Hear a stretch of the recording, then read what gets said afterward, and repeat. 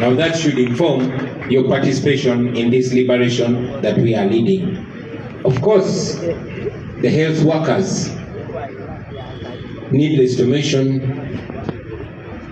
Your plight is being followed, and the right thing will be done at the right time. Ladies and gentlemen, I'll also make a comment about the plight of Ugandans. I mean, it's because of this humiliation that our people go through. To find a university graduate on a chapati stall or on a border stage or any other low-income initiative is not their desire. It's because the regime has humiliated them and reduced them. Many of you have seen a documentary on BBC where Ugandans, young men and women, are taken abroad, particularly to the UAE, and humiliated and sold as slaves, sex slaves for that matter. This has been going on for the longest time. It is going on, and it will continue going on until we stop it. That is why we have to change the situation back home. We have to change home so that home is worth calling home. I will not talk about the iPod. I will not talk about the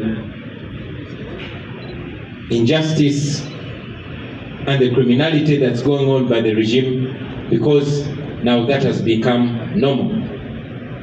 However, ladies and gentlemen, because the time has come for us to put an end to that, I'll focus on that. For every 5 years, we have an opportunity, ladies and gentlemen, an opportunity to do an election. There were many questions, and many of our friends were challenging us about the election, knowing the kind of election that happens under a dictatorship. But we said this time around we are going to have a protest vote. It has been 5 years, but now it is less than a week before we take the first major step. Ladies and gentlemen, we said it before. I presented myself. I was endorsed by the National Unity Platform and many Ugandans, and here we are. We are going into an election. Nomination day is happening next week on Tuesday. But before you clap, I want us to imagine what kind of election we are going into. I've personally been having sleepless nights, long thoughts and long prayers, praying for myself, my comrades, my family, and my country. Why? Because the kind of election that we are going into, ladies and gentlemen, is no usual election. It is war. We are going into something that we don't desire, but we have to go there because it is our only fighting chance. One writer said that even if the chance is only 1% success, it is worth fighting. So now we are going into a fight where the regime in power has tried to tilt everything against us, but we are going to win because we have God on our side. So the kind of election that we are going to, ladies and gentlemen, if any of you had doubts, if any of you didn't know what we are going into, I'm sure you watched Museveni's Minister for Justice and Constitutional Affairs, Norbert Mao. For a long time we've been telling you, ladies and gentlemen, that the regime is not strong on its own. It cannot enslave us unless it uses us or some of us. For a long time, so many of us had doubts, but finally it has been made very clear to all and sundry that this election, number one, is going to be between two sides, the oppressor and the oppressed. In fact, the oppressors and the oppressed. Now, don't get me wrong, the oppressor is not just Museveni. Because the devil does not come on earth to tempt people. The devil uses people. I'm very glad that Norbert Mao came out and made it clear that Museveni's NRM is in collaboration with 5 other groups. And he mentioned them, and you know them. Now we know who the friend is and who the enemy is. And when somebody shows you who they are, believe them and act accordingly. I'm glad in Uganda they call it Emandwa Yawanika. But Mao, and thanks to him, he came finally and gave credence to what has been spoken for so many years, that indeed we have some fake opposition amongst us. He made it clear. And he said this group is coming together to deny Ugandans a chance at change. Of course, it's a joke. These are Museveni's enablers. And he has shone a light on them. I said to them, we don't fear you. I said to Museveni, we are going to defeat you again like we did in 2021. But this time around, we are rallying Ugandans to take their win, not to just lay low and be walked over.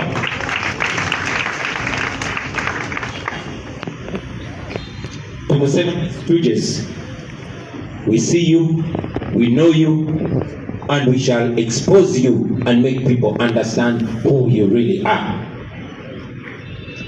And I also want to tell these people that are being used, it's so unfortunate that these people don't learn from history. These are people that we thought are learned. These are people that we thought are informed. But like they tell us, history does not repeat itself.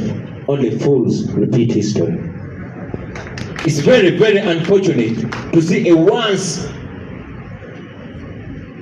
knowledgeable person like the Honorable Norbert Mao turning himself into the new Kakoza Mutale now. The new spokesperson of terror, of intimidation. We saw him coming out to say, no, the future of Ugandans is not going to be determined by election. That means the future of Ugandans is not going to be determined by Ugandans. This is the president of the so-called Democratic Party undermining democracy and saying democracy has no role in the future of Uganda. I saw him saying this is going to be a silent election. You're joking, my brother. We shall speak, we shall shout, we shall scream. Yes, he said he's going to silence us. I want to tell you about Mao. Personally, I will only be silent in my grave. In life, I'll be a pain to all of you. And in death, I'll be a terror to all of you. And so will all Ugandans be. We are going to get our freedom, or we shall die trying to get our freedom. And even if we die, we shall face you through our posterity. Because we did not start this. This started long before us. This will go on long after us. You cannot silence people that have nothing to lose. There's nothing for us to lose apart from the chains that we put. So we are coming for your boss Museveni, and we are coming for you too. Let that be very, very clear. To our comrades, the genuine freedom fighters, we will stand with you even if you're not in NUP, but we are going to see you by your actions. As for us, we are ready. Iratusimbudde. Now this is a message to fellow Ugandans, because you are the most important in this. For us, we've set off. It is all beginning on Tuesday. Tuesday is going to be the 23rd. I will be nominated to represent the National Unity Platform to run for President of Uganda. Yes, there's every effort to silence us. There's every effort to deny us contact with the population. But we shall overcome everything. We shall speak to the people and we shall campaign. General Museveni is also nominating on the same day, and he has his party has planned a rally in Kololo, which is alright, which is well within the law. We are also going to have our nomination rally in Katwe. We have written to the police. We have written to the police and they've received our application. We are holding our rally in Katwe.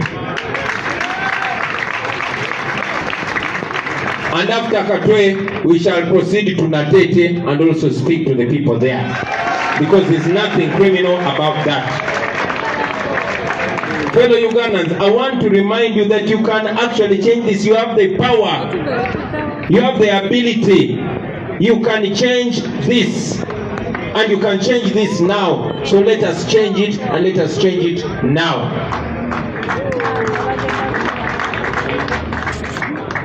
To our candidates, this is not any other usual election. For those of you that already have the party flag like myself, we are not just candidates. We are commanders in this fight for freedom. I told you before, I say this again, you are not any different from those that you were competing with for the flag. You just got the honor and responsibility to lead us with grace and with fearlessness, because you're commanders, you are not candidates. I want all of you to know, comrades, that where we're going is not going to be easy. Yes, it's not going to be easy. There's going to be pain. That's the bad news. But the good news, there will be victory at the end. They are going to harass us. They are going to beat us. They've already started arresting and abducting us. They've already started torturing us. You have seen they are trying to do every illegal thing, including denying us our legitimate funds that are constitutional. You've seen them removing all our posters everywhere. Those are not signs of strength. Those are signs of weaknesses. Samora Machel said that if you see the enemy praising me or being nice to me, they know I've sold you out. When you see them harassing us, know that we are touching where we're supposed to be touching. We shall touch there more and more and more. So we are going to go through pain, but we are going to win. We are going to win. I know personally, we have information they intend to isolate me, the individual, to arrest all those around me. So comrades, prepare for that. But I say to you, we are going to win. Those who are scared, go back home. Those who are not ready for pain, please go back home. This is war. But one thing I know is that nobody can defeat us when God is on our side. So let us go for this. In the end, we shall win. In the end, we shall win. And if we've not won yet, then that is not the end yet. Thank you very much. Titwacho abasirikale baffe obaoliawo n'ekibaleetera okuyisa abantu obubi n'obatulugunya y'embeera bo bennyini gye babeeramu, era nga kyamazima ne baba batukwata batugamba mutulwanirire. Twayogera ku kirowoozo kyaffe era nga tukyakiyimiriddeko ekyokwongeza emisaala gyabwe bonna, era nga twabasuubiza era nga ekyo ekisuubizo kyayimiridde nti bonna bakuumaddembe, abasirikale, abapoliisi n'abaprisons, ajja okusinga omusaala ogwa wansi. Omusaala okutandikibwako kujja kuba gwa $1,000,000 n'okugenda waggulu. Tumanyi ekyo kyatiisa nnyo Museveni era n'apapa naye n'ayongezaako omusaala wabo abalangiseza waggulu. Museveni si kyetwagamba va mu ntebe eyo tukole ekituufu. Ekituufu kyetwagamba kwongeza musaala gwonna era tujja kwongeza gwonna. Era mu abasirikale n'abapoliisi abatanayongezebwa musaala naye nga muli eyo mulobye tetunnaba bategeera. Ng'ovuddeko abasirikale abasomesa bwe twogerera kati bali mu kwekalakaasa abasomesa amasomo ga art kitwakyo nti abasirikale baffe oba oliawo n'ekibaleetera okuyisa abantu obubi n'okubatulugunya y'embeera bo bennyini gye babeeramu. Era nga kyamazima ne baba batukwata batugamba mutulwanirire.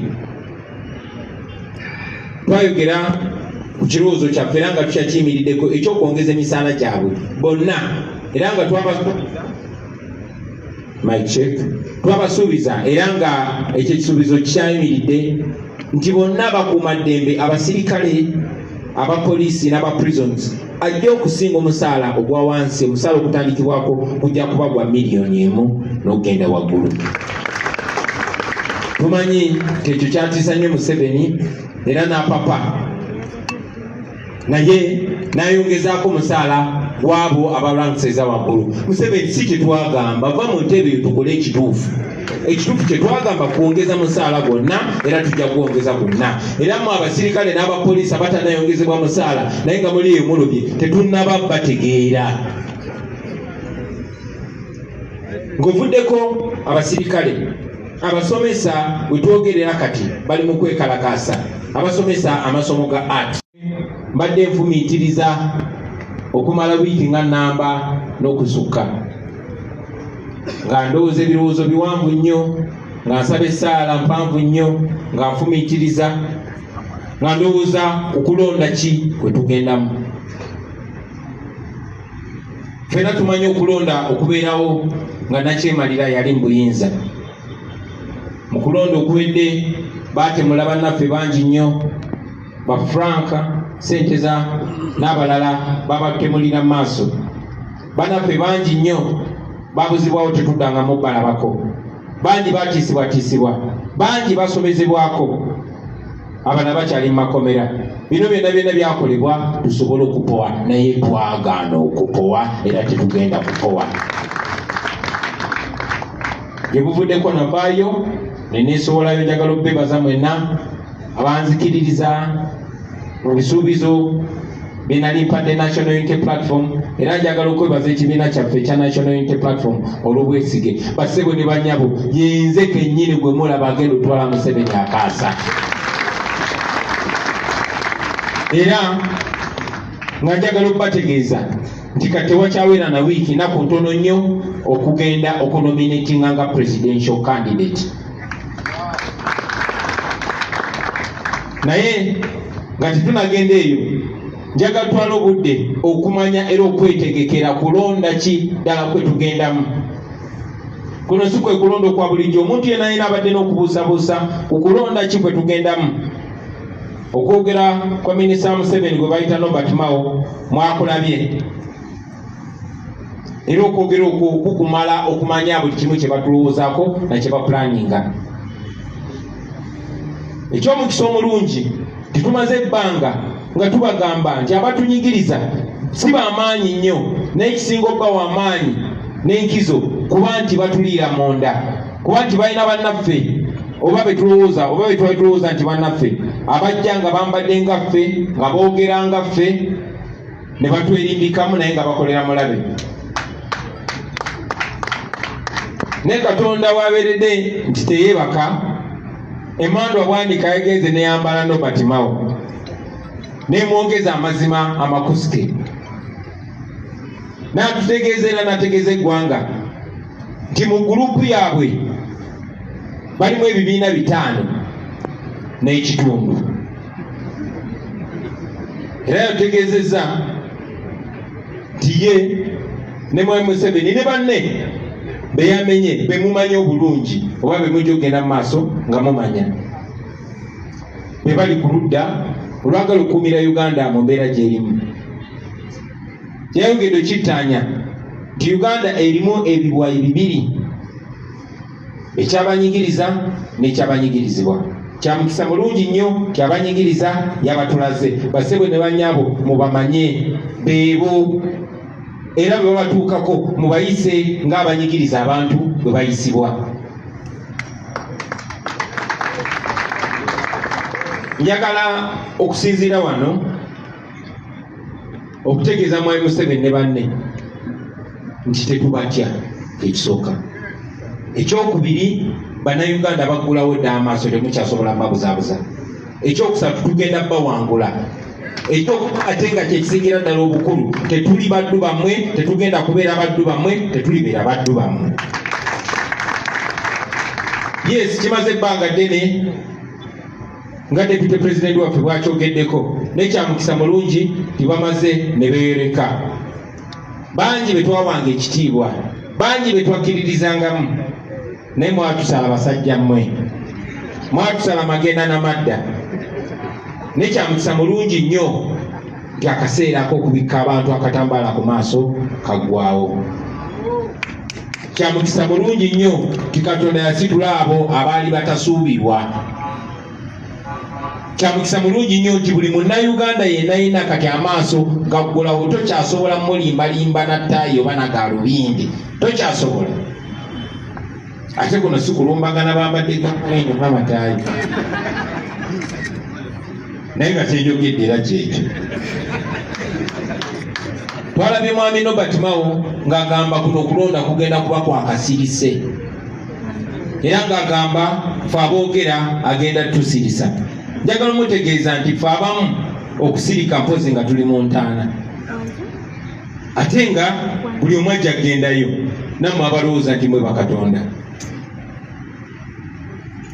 Kyannaku nnyo okulaba nti abantu abayogeranga ebyensa kati ate beekendezezza.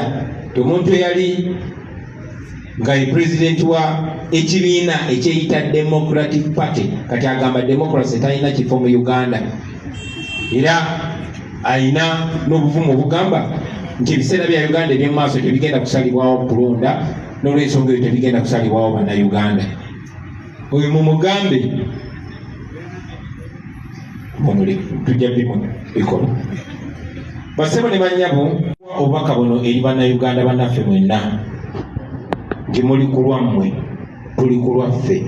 Ekyomukisa omulungi tuli bangi, ekyomukisa omulungi tusobola okubikyusa benna. Basebo ne bannyabo musobola okukyusa ensi yammwe, tusobola okukyusa ensi yaffe. Museveni okulaba ng'akola bino ebintu byonna, ng'akwata sente z'amalwaliro n'azigulamu bannabyabufuzi, n'azigulamu abaana b'omugeto, kitegeeza nti ayidde abulako majaani. Buli we mulaba nga batulwanyisa nnyo mumanye nti tukuta abatuufu. Bwe mulaba basiba mumanya nti banoonyaamu abatuufu. Kireme bamalamu maanyi nti bakutte Waiswa Mufumbiro bamusibye, nti bakutte Kaija bamusibye, nkya banoonya Enyanzi, luli banoonye Nubia, ne lulala banoonye Lubongoya. Muli baddembo tusiba ffenna, naye makomera gammwe temusobola nasiba abantu 20,000, tuli 4,900,000. Tebasobola tumalira mu makomera. So nga tugenda mu kulonda kuno basebo ne bannyabo, njagala mubeere ready, musibe engatto zinywere. Nze njagala bategeeza nti ffe tusimbudde. Nsinzira wano bategeeza nti tugenda kunominatinga ku Lwakubiri nga 23. Era oluvaayo nga Museveni bw'alina laale Kololo, naffe tulina laale Katwe. Bwe tuva e Katwe tugenda Nateete. Bannayuganda mwenna musobola kino kikola. Buno buyinza bwammwe, buno mukisa gwammwe, buli kye mugenda okukola okutandika ne ku Lwokubiri kigenda kubeera mu mateeka. Saagala mutiisibwe. Eno embeera temulinda Kyagulanyi yekka gye bateekerawo, nammwe musobola okutandikira yonna gye mutandikidde.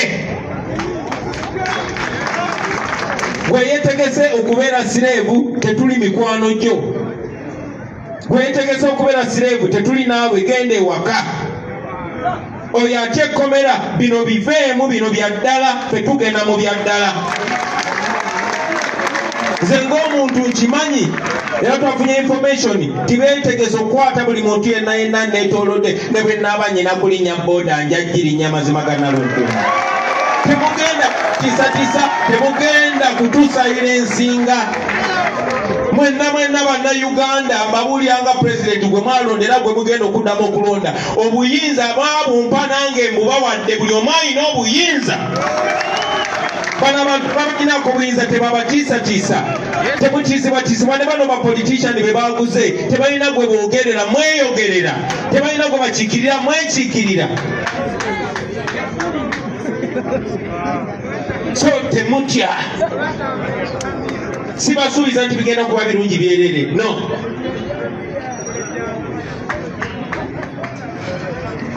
Kuno okulonda kugenda kuba kwa ntuuyo, kugenda kuba kwa maziga. Kiri eri gwe okusalawo amaziga oba entuuyo, kuba byonna bitungununa newankubadde bijja kuwa ebintu byanjawulo. Mu kulonda kuno mugenda kubaamu obulumi, mugenda kubaamu okusiba mu makomera, mugenda kubaamu tiyagazi, mujja kubaamu tukuba kibooko. Naye mbakakasa oluvannyuma lwa byonna tugenda kuwangula. Bagenda kola effujjo, bagenda tutulugunya, naye ku nkomerero tugenda kuwangula. Mbakakasa ku nkomerero tugenda kuwangula. Era bwe tuba tetunawangula mumanye nti si enkomerero, naye nga gye binaggwera tujja kubeera bawanguzi. Bwe tuba tetunaba bawanguzi mumanya tebinakola ki. Temulina kye mugenda kufiirwa n'ekimu baganda bange okugjako emigwa n'enjegere gye babasibye. Temulina kye mufiirwa. Ababanyigiriza balina ssente zammwe, balina obugagga bwammwe, balina eddembe lyammwe, okusingira ddala balina ebiseera byammwe eby'omu maaso. Tugende tulwane twenunule. Bwe tuteenunula tewalibaawo omuntu yenna gwe tugenda kwekwasa tetwerwanako. Tukole buli kye tusobola baganda bange. Bwati wali kugenda kunnyonnyola wagezaako ne tulemwa. Kuno kuwangula oba kuwangula. Eky'omukisa omulungi amateeka gali ku sayidi yaffe. Eky'omukisa omulungi abantu bali ku sayidi yaffe. Eky'omukisa omulungi obuntu bulamu buli ku sayidi yaffe. Eky'omukisa omulungi Katonda ali ku sayidi yaffe. N'olw'ensonga eyo tugende bassebo ne bannyabo tunominatinga ku Lwakubiri nga 23. Tuva ku nomination tujja kwogerako eri abantu ekatwe ku kisaawe nga Museveni bajja okwogera n'abawagizi be Kololo.